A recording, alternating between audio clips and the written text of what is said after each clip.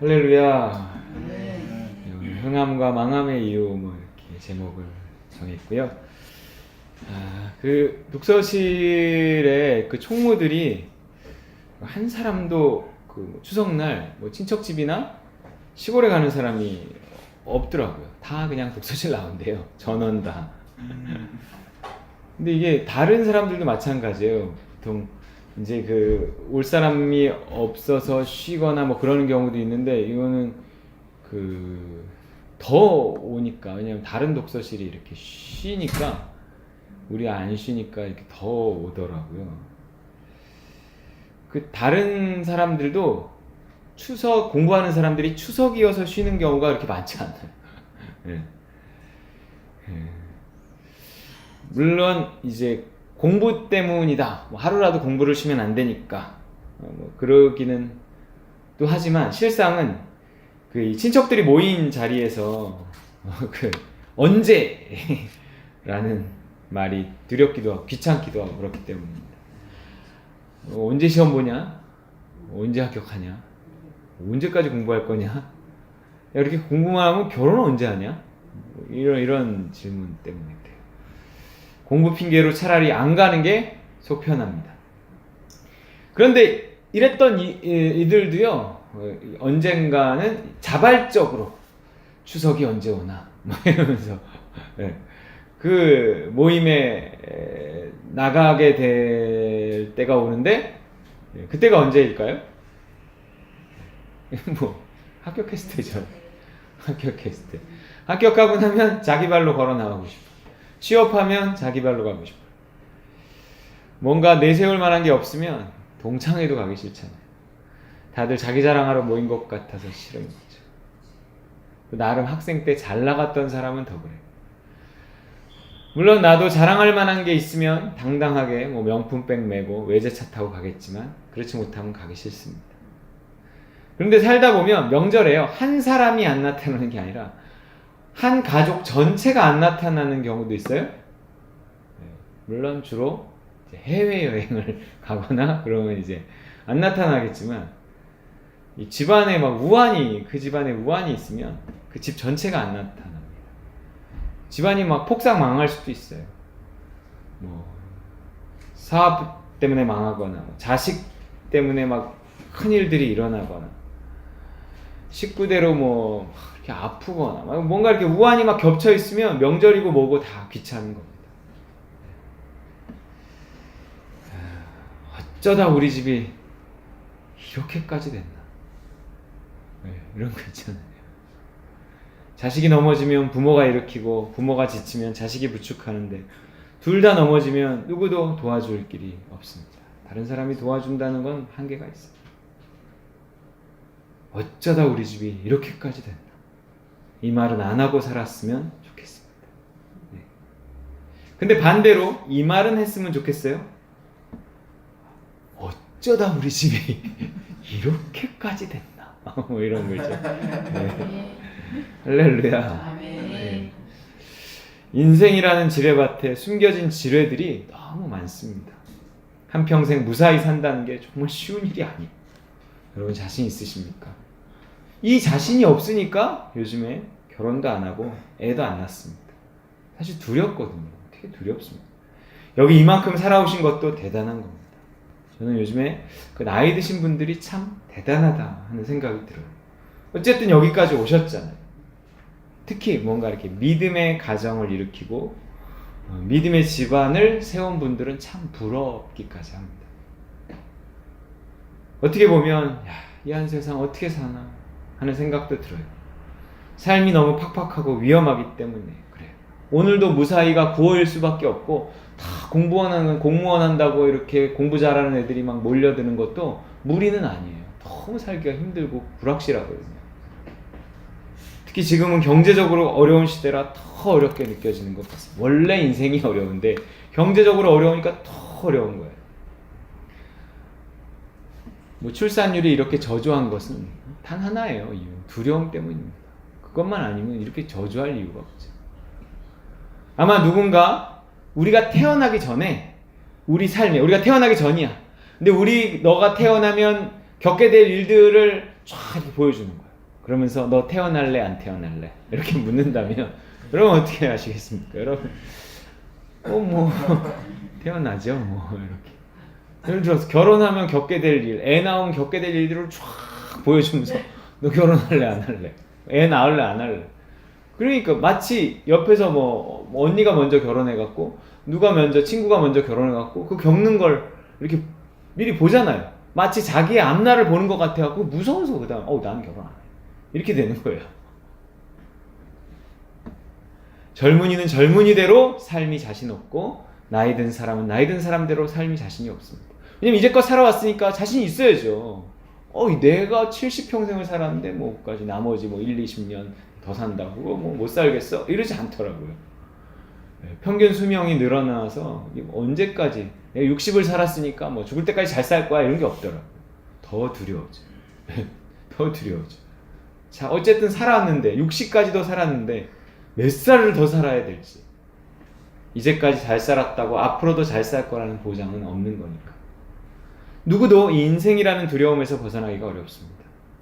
아니, 점점 잘 될 거라는 보장만 있으면, 그죠? 어떤 보장이라는 거 있잖아요. 점점 잘 될 거라는 보장만 있다면 결혼도 할 거고 자식도 나올 거고 사업도 할 거고 무엇이든 새로운 도전을 해볼 수 있을 거예요. 잘 된다는데 안 하겠어요? 하지만 불확실한 시대, 어두운 앞날로 인해서 이 보장은 누구에게서도 받을 수 없습니다. 누가 우리 앞날을 보장하겠어요? 이 국가가 이 보장을 해주려고 애를 쓰는 게 이제 복지국가죠. 근데 이것도 쉽지 않더라고요. 많은 선진 국가가 그동안 복지라는 이름으로 국민들의 어떤 미래의 두려움을 없애주려고 애를 썼습니다. 근데 지금은요, 돈이 떨어져갖고 그 복지국가들이, 그 유럽의 나라들도 점점 혜택을 주려고 한다고 그래요. 그러니까 젊은이들이 두려워하기 시작한다고. 망하지 않고 흥하는 인생, 뭔가 이렇게 보장받는 인생을 살아가는 비결은 없을까요? 그 전에 여기 폭삭 망한 한 집안의 이야기가 있습니다.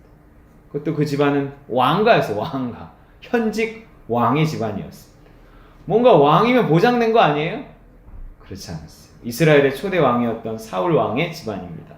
어떻게 이렇게 폭삭 망할 수 있는지 한 집안의 비참한 몰락사가 그대로 성경에 기록되어 있어요. 정말 사울이 마지막 그 아들들과 함께 죽는 장면이 너무 자세하게 기록되어 있습니다. 네, 넘겨볼게요. 읽어보겠습니다. 시작. 블레셋 사람들과 이스라엘이 싸우더니 이스라엘 사람들이 블레셋 사람들 앞에서 도망하다가 길보아 산에서 죽임을 당하여 엎드러지니라. 블레셋 사람들이 사울과 그 아들들을 추격하여 블레셋 사람들이 사울의 아들 요나단과 아비나답과 말기수아를 죽이고. 아니, 사울이 먼저 죽을 수 있는 거 아니에요? 아들들이 먼저 죽었어요. 자식이 먼저 죽는다는 거, 이게 되게 불행입니다.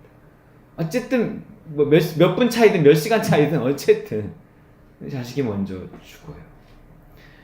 여기 다윗의 둘도 없는 친구 요나단이 이렇게 허무하게 죽습니다.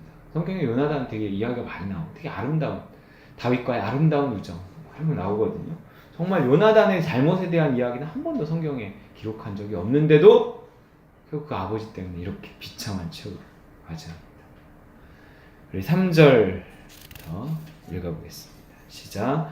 사울을 맹렬히 치며 활 쏘는 자가 사울에게 따라 미침에 사울이 그 쏘는 자로 말미암아 심히 다급하여 사울이 자기의 무기를 가진 자에게 이르되 너는 칼을 빼어 그것으로 나를 찌르라. 할례 받지 못한 자들이 와서 나를 욕되게 할까 두려워하노라. 그러나 그의 무기를 가진 자가 심히 두려워하여 행하기를 원하지 아니하매 사울이 자기 칼을 뽑아서 그 위에 엎드려지니 무기 가진 자가 사울이 죽는 것을 보고 자기도 칼에 엎드러져 죽으니라.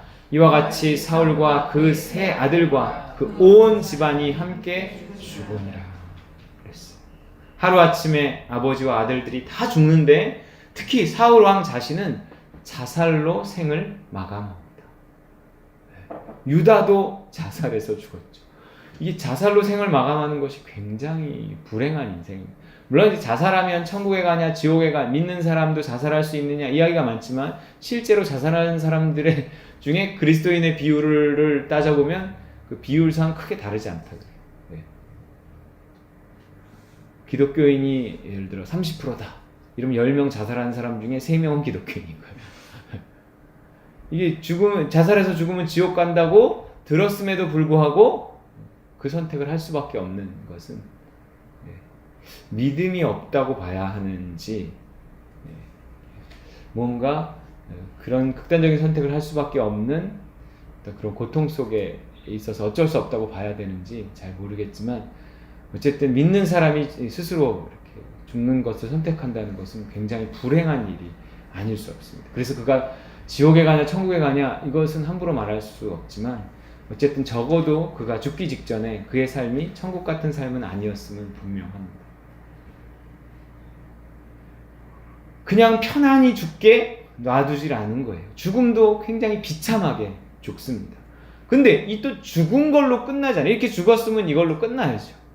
그의 시체가 결국 어떻게 비참하게 또 되었는가까지 이제 물론 결국은 지내긴 했지만 8절부터의 내용입니다. 시작.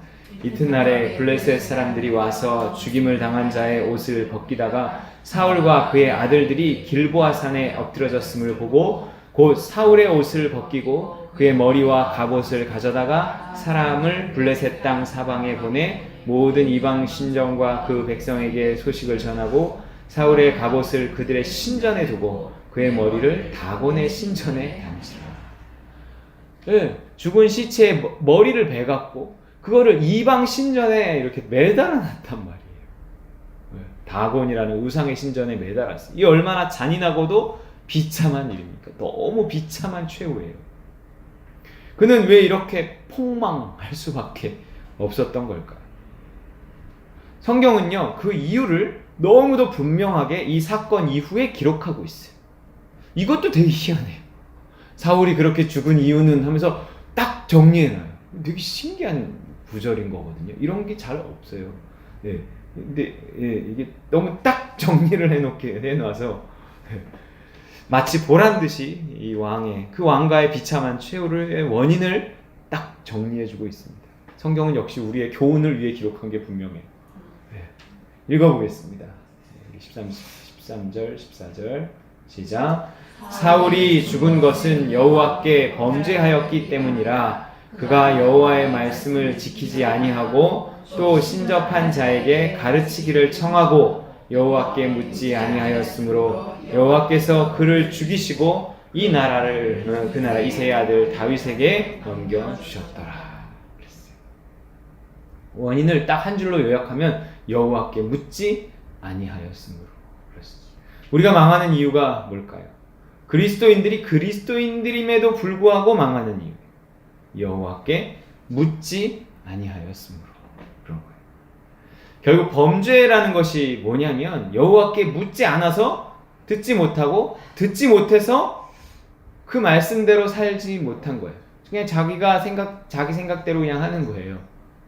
신접한 자에게 가르치기를 청하고 무당에게 물은 거예요. 여러분 하나님 되게 이렇게 타로 카드 이런 것도 싫어하십니다. 철학관 뭐 이런 사주팔자 이런 것도 싫어하시고 궁합 보는 것도 싫어하시고 점 보는 것도 아주 싫어하시고 이거 영적 간음이라고 그래요. 하나님은 아주 싫어하시는 거. 어떤 일이 있어도 이런 건 하면 안 돼요. 예. 물론 제사 지내는 것도 이게 주의해야겠지만 이 점 보는 건 정말로 하나님이 제사는 뭐 어쩔 수 없어서 내가 그 자리에 있었어요. 뭐 이렇게 또 할 말이 있는데 점 보는 건 달라요. 점 보는 건 지발로 걸어가는 거잖아요. 그런데 이것도 좀 이상한 게 하나님이 말씀하지 않아서 신접한 여인을 찾아간 거거든요. 그게 하나님께 묻지 않은 게 아니었어요. 물었어요. 사울이 물었죠. 하나님께 물었지만 하나님의 대답이 없으니까. 그런데 하나님이 묻지 않았기 때문이다. 단순히 묻지 않았기 때문이 문제가 아니에요. 물어서 대답을 들을 수 있는 자기 상태로 만들어 놓지 않고 묻는 것은 아무 의미가 없어요. 아니 아버지가 나한테 뭐 이래라 저래라 뭐 말도 안 했잖아요. 이렇게 말하면 안 되는 거예요. 왜냐면 야 내가 말했으면 네가 들었겠냐? 내가 안 말한 이유가 있지. 네가 묻고 안 묻고가 그거는 중요한 게 아니야.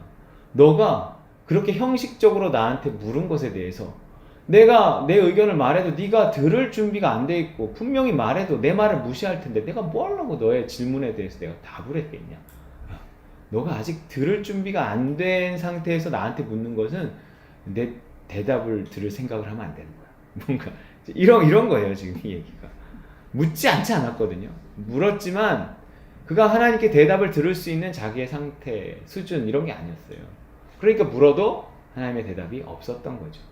중요한 건 하나님께 물음 이전에 하나님께 정말로 내가 묻고 있는 거, 이게 묻고 있는 건가? 왜 그런 거 있잖아요. 단순히 동의를 얻기 위해서 묻는 척 하는 것일 수도 있고 또 자기 맘대로 하고 싶은데 나중에 뭐라고 말 들을까봐 그냥 뭐 이렇게 뭐 한번 물어주기도 하고 뭐 그런 형식적인 것들이 있다고요.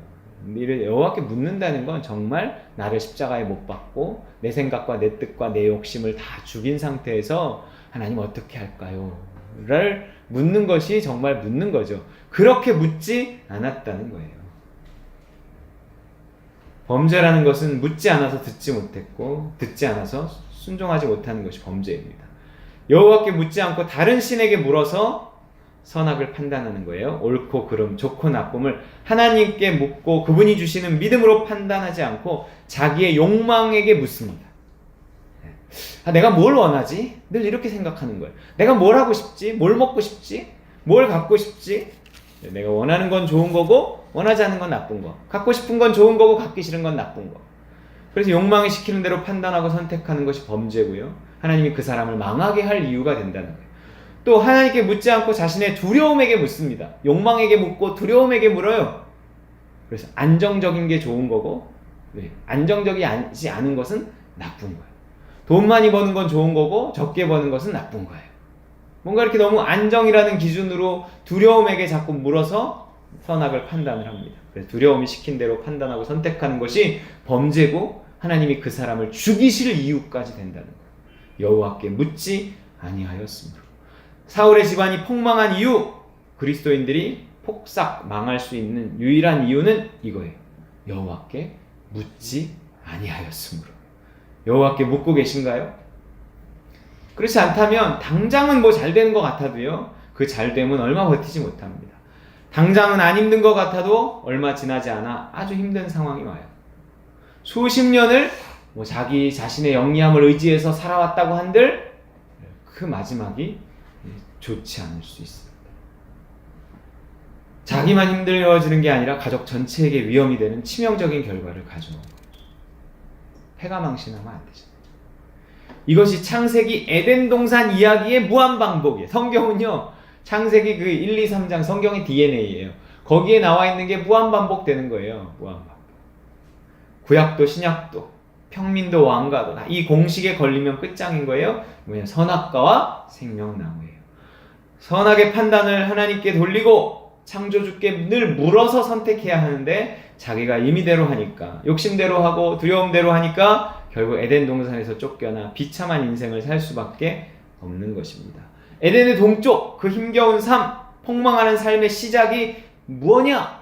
선악과 따먹는 거예요. 선악의 판단을 하나님께 돌리지 않는 거예요. 여호와께 묻지 않는 것입니다. 왜 안 물어요? 물어야지. 그래야 사는데. 근데 사람은요, 자기 뜻대로 살고 싶어서 묻지 않고 자기가 알아서 해요. 자기 욕심이 있어요.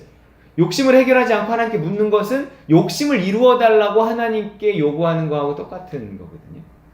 내 욕심에 맞는 답을 하나님 주세요. 이렇게 말하면 하나님의 음성이 잘 안 들려요.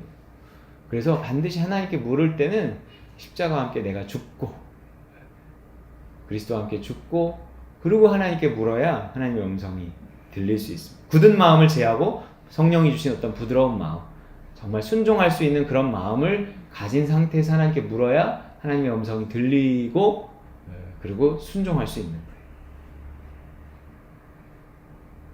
여호와께 묻고 계십니까? 아니면 그냥 욕심과 두려움이 시킨 대로 살고 있지는 않나요? 당장은 별탈 없는 것 같아도 결국은 망합니다. 결국 좋지 않은 일이 일어나요. 피할 수 없습니다. 그런데 결국 이 사울의 왕권은요, 하나님이 사울에게서 빼앗는 것에서 그치지 않고 누구에게 줘요? 다윗한테 주신단 말이에요. 14절에. 이것도 어떻게 이렇게 하나의 요약을 해놨는지. 그 나라를 뭐라 그래요? 14절만 읽어보겠습니다. 시작. 여호와께 묻지 아니하였으므로 여호와께서 그를 죽이시고 그 나라를 이새의 아들 다윗에게 넘겨주셨더라. 왜일까요? 사울이 여호와께 묻지 않아 뺏긴 거라면 다윗은 그것을 왜 차지한 걸까요? 네, 다윗은 묻는 사람이었어요. 물었기 때문에 그래요. 묻기만 해도 좋은 일이 생깁니다. 하나님 어떻게 할까요? 묻기만 해도. 묻지 않는 자에게서 빼앗아서 묻는 자에게 주십니다. 여러분 좋은 걸 원한다면 물으셔야 합니다. 하나님 어떻게 할까요? 인도해 주시고 도와주세요. 연약한 나, 할 수 없는 나는 십자가에 못 박혔습니다. 내가 그리스도와 함께 죽었습니다. 하나님 어떻게 할까요? 우리의 무지하고 무능한 것을 늘 인정해야 돼요. 모든 행복의 출발은 그래서 이 묻는 겁니다. 그렇다면 불행의 출발은요? 묻지 않는 거예요. 다윗이 점점 잘 될 수 있었던, 그래서 결국 왕권을 차지하고 그가 다스리는 나라까지 잘 될 수 있게 했던 단 하나의 비결이 있다면 그것은 늘 묻는 것이었습니다. 묻는 것. 흥함과 망함의 단 하나의 이유는 묻느냐 그렇지 않느냐, 여호와가 나의 목자가 되느냐 아니냐의 싸움인 거죠. 다윗이 하나님을 뭐라 그래요? 여호와는 나의 목자시니 그런단 말이에요. 네. 다윗에게 있어 하나님은 자기의 목자예요. 자기가 목자를 해봐서 알거든요. 양이 목자의 말을 잘 듣고 잘 따라올 때 목자는 결국 양을 푸른 초장 쉴만한 물가로 데려가는 거예요. 그렇지 않고 딴 데로 새는 양은 결국 골짜기 저 구탱이에 처박혀갖고 죽는 거예요. 다윗이 이걸 너무 잘 알았기 때문에 하나님을 목자로 고백하고 늘 하나님께 묻고 하나님 어떻게 할까요? 를 묻고 순종했다는 거죠. 그가 성공할 수 있는 유일한 비결이에요. 하나님이 사울의 왕권을 빼앗아서 어디 나한테 묻는 사람 없나 이래서 묻는 사람에게 주신다는 것입니다. 이번 주에 하림 얘기 해야 되겠죠. 2018 슈퍼모델 서바이벌 3, 4회차 촬영을 했어요. 이렇게 그걸로는 이제 뭐죠? 3회 세 번째 이렇게 떨어뜨리고 하는 거고, 촬영으로는 이제 3, 4회차 촬영을 했어요. 10회차까지 하는데 다음 차부터는 이제 방영을 하면서 하지 않을까 싶기도 해요. 그 4회차는 무더기 탈락이 예고됐었어요. 그래서 금요일 마음을 졸이면서 기다렸습니다. 오전 10시부터 촬영이 시작됐는데 한 오후 3시쯤에 3회차 촬영이 끝나고 문자가 왔는데 남은 62명 중에 하위 15명이 탈락 위기로 발표를 했는데 자기가 거기에 들었다는 거. 답문은 이거였어요. 아니 네가 왜? 물음표 땡땡 2개. 아니 네가 왜? 근데 이게 그 3회차 미션이 뭐냐면 동대문의 한 쇼핑센터에 가갖고 자기가 옷을 골라서 그 옷으로 이렇게 자기의 이미지를 확 변신하는 거였어요. 근데 18살 김아림이가 옷을 어떻게 고르겠습니까? 얼마나 제가 옷을 골라봤다고. 네. 그러니까 이제 어떻게 하다가 옷을 골랐는데 딴 애는 괜찮다고 생각했는데 거기서 요구하는 게 그런 게 아니었어요. 어떤 이미지의 어떤 변신, 180도 변신 이런 거였던 것 같은데. 옷은 잘 골랐는데 헤어가 안 바뀌었어요. 헤어가. 옷은 좋았어요. 그래. 괜찮던데 멘토님들이 괜찮다고. 멘토님들이. 네. 그러니까 이렇게 이미지의 어떤 큰 변신이 없었다는 거죠. 그러니까 머리 옆에만 잘라놨는데 다른 사람은 40, 12번 하고 그렇게 하는 거예요. 저는 그게 없어가지고. 근데 그것도 거기서 다 해준 거잖아. 머리도. 그치? 거기서 알아서 해준 거잖아. 그러니까 뭔가 하여튼 저도 옷도 내가 알기로는 하림이하고 같이 갔던 어떤 디자이너가 골라줬다 그러고 머리와 메이크업도 거기서 다 해줬는데 큰 변화가 없다고 이랬던 게 무슨 거기서 어떤 의도를 가지고 한 건지 막 별 생각이 이렇게 하여튼 다 드는 거예요. 뭔가 이렇게 하나님이 하신다는 믿음은 있었는데 그런 문자를 받으니까 이제 믿음이 또 시험 받는 거죠. 지난번에 하림이가 1차를 통과할 때도 그 발표를 할 때 2차 때인가?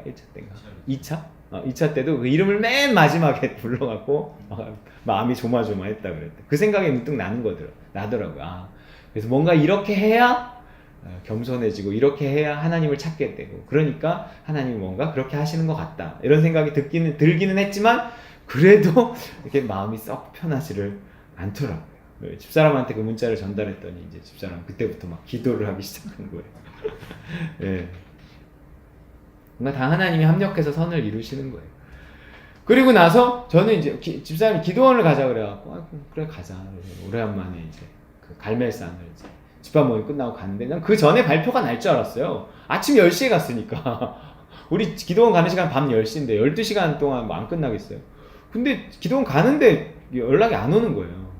그래서 기도원 가서 예배를 하고 있는데 12시를 넘었는데도 연락이 안 와갖고 핸드폰을 이렇게 보이게 해놨다가 근데 예배 중인데 이러면 안 되겠다 뒤집어 놨다가 근데 예배가 안 돼. 그래서 다시 이렇게 놨다가 계속 뒤집어 놨다가 이렇게 놨다가 이렇게 놓으면 또 신경이 여기로 가. 이렇게 자꾸 보게 돼. 아, 신경 끊고 예배 드려야지. 근데 이렇게 놨다고 신경이 안 가는 게 아니에요. 왔나? 그러고 또 가고 12시 50분인가에 뭔가 이렇게 문자가 와갖고 하여튼 감사하다 생각에. 하여튼 뭐 그런 좋은 소식을 듣기에는 좋은 장소였던 것 같아요. 기도원에서 기도하면서 예배드리면서 이게 뭐 이렇게 그것도 이게 런웨이 배틀 뭐 이런 거였는데 이렇게 워킹하면서 뭔가 이렇게 자신만의 뭔가 이렇게 보여주고 뭐 이런 거였어요. 근데 그걸 같이 준비하는 과정에서 그 하여튼 뭔가 이렇게 최영 집사님이 좀 뭘 도와주기로 했어요. 그래서 뭘 빌려다가 아는 형님한테 가서 뭘 빌려다가 변기 뭐 이런 거예요. 그래서 좀 특이하고 제 컨셉이 좀 특이한 거였기 때문에 주어진 컨셉이 그렇게 다 하고 빌리려는 것도 다 얘기해놓고 막 이랬는데 갑자기 안 된다고 그러는 거예요. 그렇게 큰 소품은 안 된다고 며칠 전에. 헐 이거 어떻게 하지? 어이씨 이러고 어떻게 하지? 그리고 이렇게 누워 있었나? 기도하고 있었나? 근데 갑자기 뭔가 이렇게 띵 막 형광등 켜지고 백열등 띵 켜지는 것처럼 갑자기 뭐 이렇게 띵 켜지더라고요. 예, 하나님 어떻게 할까요? 이렇게 묻고 있었던 거죠. 근데 뭔가 이렇게 띵 켜지는데 예성이 마술 도구를 좀 활용하면 좋겠다. 그래서 급히 계획을 바꾸고 우리 준비했어요. 근데 이제 하나님이 말했다면 그게 조금 효과가 있었던 것 같아요. 많이 효과가 있었던 것 같아요. 그래서 200명 이제 방청객들이 뭔가 이렇게 투표를 하고 이러는 게 있는데 거기서 이제 되게 높은 점수를 하림이 표현에 압도적인 표차로 뭐 이렇게 이렇게 해서 살아남은 겁니다. 제일 처음에 1600명이 도전한 예선에서도 하나님께 물어서 준비한 거예요. 하나님 뭔가 뭘 보여줄까요? 그런다고 누가 하나님께 물어보는 건 반칙이죠. 뭐 이렇게 할 사람이 있을까요? 하나님께 물어보는 건 반칙이죠. 당신도 물어요. 그렇게 할 사람은 없단 말이에요. 예성이가 마술하고 있지 않았다면 어려운 일일 수 있었어요. 뭐 그거를 뭐 무슨 생각이 나요. 예성이가 마술하는 걸 하도 이렇게 보다 보니까 이런 것도 있었지. 뭐 이러면서 이제 콜라보 한 거고 융합 요즘에 대세가 융합이니까.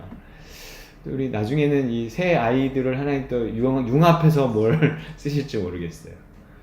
늘 묻고 한다고 하면서도 묻고 한 것 같은데도 또 그거에 어떤 좀 뭔가 어려운 문제가 생기고 이러면 내가 이거 믿음으로 한 게 아닌가 막 이러고 또 금방 흔들리고 또 하나님께 또 확인하고 막 이게요 쉽지 않더라고요. 흔들릴 때가 많습니다. 하지만 하나님은요 묻고 결정한 일에 대해서 결국 잘 되게 하시더라고요. 결국 잘 되게 하시더라고요. 그 과정에 뭐 생각지 않은 일들이 있긴 해요. 이거는 뭐 내가 생각한 거 아닌데 막 이런데 그게 다 뭔가 시간이 더 지나면 그게 뭐 이렇게 저렇게 막 합쳐져 갖고 또 뭔가가 되고 막 이래요. 정말 예상치도 못합니다. 우리를 위해 하나님이 예비하신 것은. 어제 믿음으로 한 일이 오늘 결실을 맺는 걸 보면서 희열을 느낍니다. 역시 그 믿음으로 한 일이 맞았구나. 이런 게 되게 희열이 있어요. 또 오늘 믿음으로 한 일이 어떻게 내일의 열매로 나타날지를 기대하면서 또 기쁨으로 살아요. 뭔가 오늘 확실한 믿음으로 뭔가를 선택했어. 그러면 이건 또 뭐가 있길래 하나님이 이렇게 나에게 믿음을 주셔서 선택하며 결정하게 하시는 것. 이런 되게 기대감이 있거든요. 소망 중에 즐거워하라 하는 말씀. 믿음, 소망, 사랑이란 말이에요. 믿음으로 어떤 선택하며 사는 그 길에는 정말 기대감이 늘 있고 하나님의 사랑이 늘 있고 그렇습니다. 여호와께 묻는 것, 성령의 인도를 받는 것만이 망하지 않고 흥하는 삶의 유일한 비결입니다. 맨날 하는 얘기지만 이 복음이기 때문에 또 얘기하고 성경이 또 나오고 또 나오고 그래요. 결국 예수를 그리스도로 삼는 것, 예수님의 뜻대로 살아가는 것이 천국의 열쇠라는 거죠. 제가 좋아하는 본문이잖아요. 또 읽어보겠습니다. 중요한 건 자꾸 반복해야 돼요. 읽어볼게요. 시작. 시몬 베드로가 대답하여 이르되 주는 그리스도시요 살아계신 하나님의 아들이시니이다. 예수께서 대답하여 이르시되 하요나 시몬아 내가 복이 있도다. 이를 내게 알게 하니는 혈육이 아니요 하늘에 계신 내 아버지시니라. 또 내가 내게 이르노니 너는 베드로라. 내가 이 반석 위에 내 교회를 세우리니 음부의 권세가 이기지 못하리라. 내가 천국 열쇠를 내게 주리니 내가 땅에서 무엇이든지 풀면 하늘에서도 매일 것이요 내가 땅에서 무엇이든지 풀면 하늘에서도 풀리리라 하시고. 아멘. 망하지 않고 흥하는 법이에요. 음부의 권세를 이기고 천국 열쇠를 갖는, 인생이 지옥이 되지 않고 천국이 되는 법이라는 거예요. 불행해지지 않고 행복해지는 법이라는 거예요. 주는 그리스도시요. 예수가 그리스도 곧 왕이 된다는 거예요. 예수님께 늘 묻는다는 거예요. 예수님께 묻는 인생, 음부의 권세, 지옥의 권세를 이기고 천국을 차지할 거라는 거예요. 선악의 판단을 돌려드리고 모든 일에 그분을 인정하면서 묻고 또 물어서 성령께서, 하나님께든 예수님께든 물으면, 성령님께든 누구에게든 물으면 대답하는 분은 성령님이거든요. 내 안에 계신 성령님께서 내 영에 믿음을 주셔서 나의 선택을 인도하신다는 말이에요. 그게 또 하나님의 음성이고 예수님의 인도하심이고 다 똑같은 얘기죠. 이게 복음이에요. 복음. 이게 복음이더라고요. 복음은 물론 예수가 하나님의 아들이심을 믿어서 죄사함 받고 죽어서 천국 가는 거, 이것도 물론 복음이지만 이 복음은요 아주 실제적인 거예요. 그 예수님이 내 삶에서 끊임없이 인도하시고 도와주셔서 내가 선택하고 결정하는 일에 주인이 되어주시고, 그래서 내 삶을 이 땅에서부터 조금씩 바꾸어가고, 내 내면에서부터 나를 바꾸어가고 나의 환경까지도 바꾸어가서 결국 나를 저 천국에 이렇게 두시는 거, 그게 복음이더라고요. 이 시대에 마귀의 커다란 속임이 뭐냐면 그리스도인들이 자기가 복음을 알고 있다 이렇게 합니다. 제가 복음을 전할게요 이러면 저 알아요 이러는 거죠. 근데 아니에요. 복음을 알고 있지 않더라고요. 믿음으로 사는 법을 알기 전까지는 예수가 그리스도 되지 못하는 것이고요. 예수가 그리스도 되지 못하는 한 실제적인 어떤 구원도 천국도 없는 거고, 복음도 그 사람 모르는 겁니다. 종교만 나와요. 종교만. 오늘 이 험하고 어려운 시기에 망하지 않는 유일한 길, 점점 좋아져서 내 인생이 천국이 되는 유일한 길은 여호와께 묻는 것, 성령의 인도를 받는 것, 예수가 그리스도 되는 것입니다. 정말 이 땅에는 지금 복음이 필요해요. 특히 젊은이들이 이 복음이 없어 두려움 속에서 헤매고 있어요. 그래도 좀 똑똑한 애들은 안정적인 직업을 찾겠다고 공무원에도 도전하고 뭐에도 도전하고 이러지만, 그렇지 않은 애들은 도대체 뭘 해먹고 살아야 하는지 막막해. 다 두려움 속에. 그러니까 두려움이 있으니까 그 취업도 결혼도 자식도 다 포기하는 3포 시대, 4포 시대, 5포 시대 요즘에 이런, 그렇게 되잖아요. 복음이 필요합니다. 오늘 이 험하고 어려운 시기에 망하지 않는 유일한 길, 점점 좋아져 내 인생이 천국 되는 유일한 길은 여호와께 묻는 것, 성령의 인도를 받는 것, 예수가 그리스도 되는 거예요. 우리 호 선교사님도 너무 신기한 게, 우리 아기 낳을 때 딱 되니까 어떻게 그렇게 딱 정식 직원이 되는지, 그게 정말 사람이 하는 거. 직원이 될 거 예상하고 약속 받고 그럼 우리 아기 낳자 뭐 이랬던 거 아니거든요. 되게 신기하죠. 저도 그 대학에 이렇게 조교로 있다가 이렇게 직원이 딱 되는 때가 언제였냐면 하림이를 낳고 몇 개월 안 지나서였어요. 정말 조교 월급으로 살아갈 수 없다는 걸 하나님이 아시고 정말 무슨 희한한 과정을 거쳐서 하나님이 딱 그렇게 직원이 되게 하셨어요. 그러니까 아버지가 그때 병상에 누워 계셨고, 그리고 첫 월급을 받아오니까 월급이 얼마냐고 물어보시더라고요. 그래서 얼마라 그러니까 그럼 됐다. 그리고 편안히 눈 감으신, 그 말씀 듣고 눈 감으신 건 아닌데 하여튼 돌아가시기 직전에 그래도 편안히 눈 감으신 게 첫 월급 얼마 받았습니다. 그러면 됐다 그러시더라고요. 아버지 눈 감으시는데도 정말 하나님 다 하시는 일이에요. 누가 그거를 알 수 있겠습니까? 이게 하나님이 보장하시고 하나님이 인도하시는 삶에서 하나님이 정말 하시는 일이, 정말 그 타이밍은 정말 기가 막힙니다.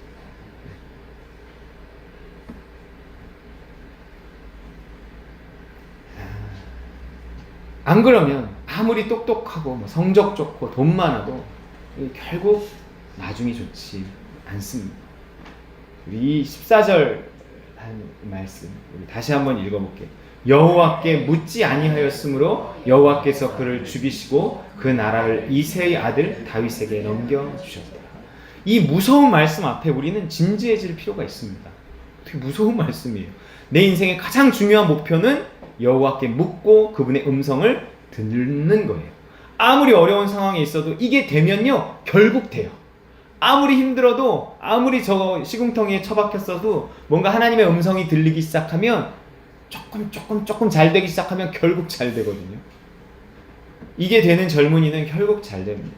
이게 되는 부분은 현재가 어려워도 점점 잘 될 수 있어요. 이게 되는 사람의 노후는 하나님 책임지시고 그냥 점점이거든요. 점점. 묻지 않는 자의 것을 뺏어서라도, 아니 뺏어서 묻는 나에게 주실 것입니다. 맨날 얘기하지만 또 얘기해. 복음이니까 자꾸 들어야 돼요. 여러분의 것이 될 때까지, 아니 여러분의 것이 되면 될수록 더 이 말씀을 또 들어야 돼요. 반복해서. 그래서 늘 깨어서 그 상태를 유지해야 됩니다. 물어야 사는구나. 물어야 사는구나. 끝으로 우리 잠언의 말씀을 좀 읽고 마치려고 합니다. 이것도 익숙한 말씀이죠. 그래도 또 읽겠습니다. 시작. 너는 마음을 다하여 여호와를 신뢰하고 내 명철을 의지하지 말라. 너는 범사에 그를 인정하라. 그리하면 내 길을 지도하시리라. 스스로 지혜롭게 여기지 말지어다. 여호와를 경외하며 악을 떠날지어다. 이것이 내 몸에 양약이 되어 내 골수를 윤택하게 하리라. 아멘. 아직 다 안 살았지만 지나온 삶을 이렇게 돌아봐도 내 영리함 의지하지 않고 그냥 물어서 느낀 거, 믿음 온 거, 남들이 그걸 왜 하냐고, 왜 그걸 포기하냐고, 왜 그 길을 가냐고 물었던 그것들이 결국 합쳐져서 오늘의 내가 별거 아닐지라도 어쨌든 오늘의 나를 만들고 오늘의 나의 신앙을 만드는 거더라고요. 네. 그래서 오늘의 내가 별거 아니지만 별거 아님에도 불구하고 내가 이만큼이라도 살 수 있는 건 정말 그 선택과 선택의 결과고, 또 그랬다면 나의 이 앞으로 또 하나님 어떤 일을 하실지에 대한 소망도 그 앞서서 하나님이 하신 일을 내가 보기 때문에 또한 더 기대하는 것입니다. 맡기지 못하면 아프고 힘들어져요. 특히 이게 내 몸에 양약이 되어 내 골수를 윤택하게 하리라 그러잖아요. 이게 사람이 그 책이 되게 기억에 남는데, 뇌가 쉬지 못하면 몸이 쉬어도 쉬는 게 아니래요. 그러니까 늘 이렇게 스트레스와 걱정과 염려에서 벗어나지 못하면 그 사람이 24시간 쉬지 못하는 상태가 되는 거예요. 유일하게 이렇게 잠들 때나 좀 쉬는 건데, 잠도 그런 사람은 제대로 못 자고 많이 못 자고 막 이러잖아요. 그러니까 이제 몸이 골수가 병드는 거예요. 몸이 병드는 거더라고요. 그러니까 뭔가 이렇게 몸이 건강한 비결도 그처럼 염려에서 벗어나는 것, 맡기고 뭔가 이렇게 의지할 수 있고 맡기고 순종할 수 있다면 골수가 윤택해지고 삶이 윤택해질 것이다. 믿으시기 바랍니다. 네. 따름으로 결국 누림을 얻는 믿음으로 천국에 이르는 우리 따름과 누린 모든 식구들 되시기를 주님의 이름으로 축원드립니다.